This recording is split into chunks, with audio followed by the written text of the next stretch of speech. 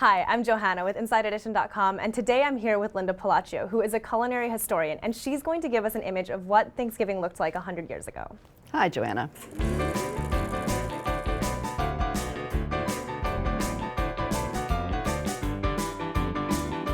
You can imagine back in the day, 100 years ago, how long it must have taken for somebody to make a Thanksgiving dinner. People would prepare for days on end for a Thanksgiving feast, and you imagine the hard work it was, because you cook over a fireplace and you had to go out in the fields and harvest all the vegetables.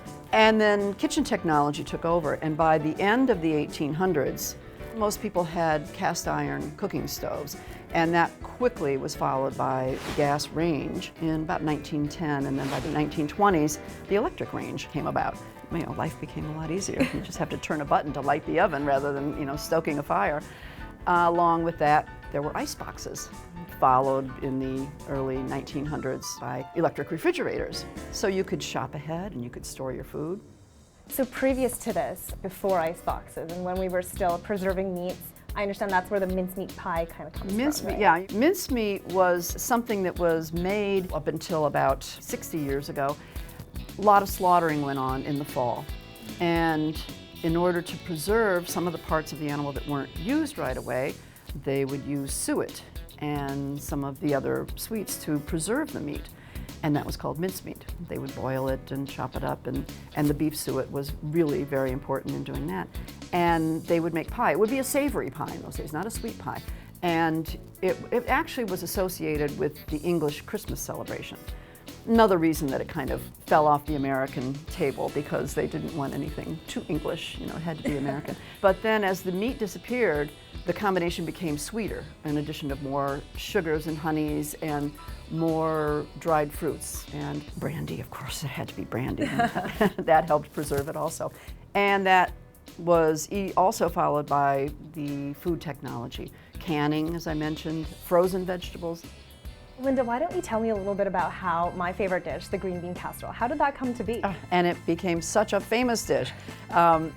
Green beans, I'm surprised. We have fresh green beans here. Probably they would have been frozen in the 50s because frozen foods were really popular then.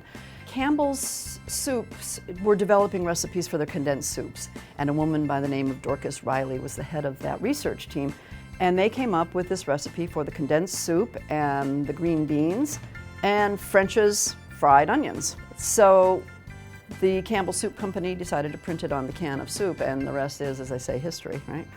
That's so funny, because I would have assumed it was someone's grandma or great-grandma who made this recipe. Well, she probably was, but but she was working for Campbell's to develop that recipe. So many of the popular recipes that we know come from the food technology industry. Even the pumpkin pie, Libby's was, and many people who make, and now everybody makes a canned pumpkin. The beauty of canned pumpkin is that it's just pumpkin and nothing else, no additives in it. So they were printing recipes on the back of the can, and it made it so easy for people to make a Thanksgiving dinner. I see we have some marshmallows on top of sweet potatoes. Yeah, that was a late comer. That was a very late addition to the Thanksgiving dinner. Do you have sweet potatoes marshmallows on your sweet potatoes? Never. No. Never. Yeah, a lot of people do. It's something I never really liked. And can you tell us a little bit about how that came to be, how we started putting marshmallows on sweet potato pie? Yeah, it was interesting. With a lot of the other food technology, it was an invention of the person who mass-produced marshmallows. When they were mass-produced, around in the early 1900s, the owner of the factory, Mr. Angelus, he lobbied the Boston Cooking School to come up with some recipes that used marshmallows. And one of them, lo and behold, was on top of sweet potatoes. And I guess rather, you put sweetness in the sweet potatoes. I don't know why, they're always so sweet anyway, but they just added that to the top, and it made a nice sweet crust. And they printed it on the bag of marshmallows, and the rest is history. Same thing happened with something that we're all familiar with, cranberry sauce. Cranberries were used early on, most likely to liven up a gravy or a sauce, because they're very tart.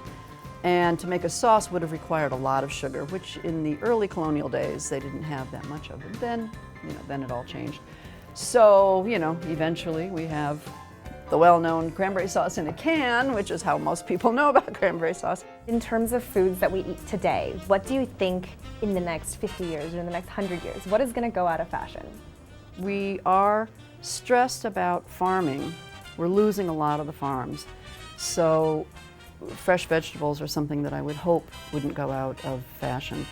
And they may be different vegetables. We may have a lot more instant rice dishes with easy to grow vegetables. As our climate changes, as the environment changes, as farming methods change, we're going to see changes in that regard.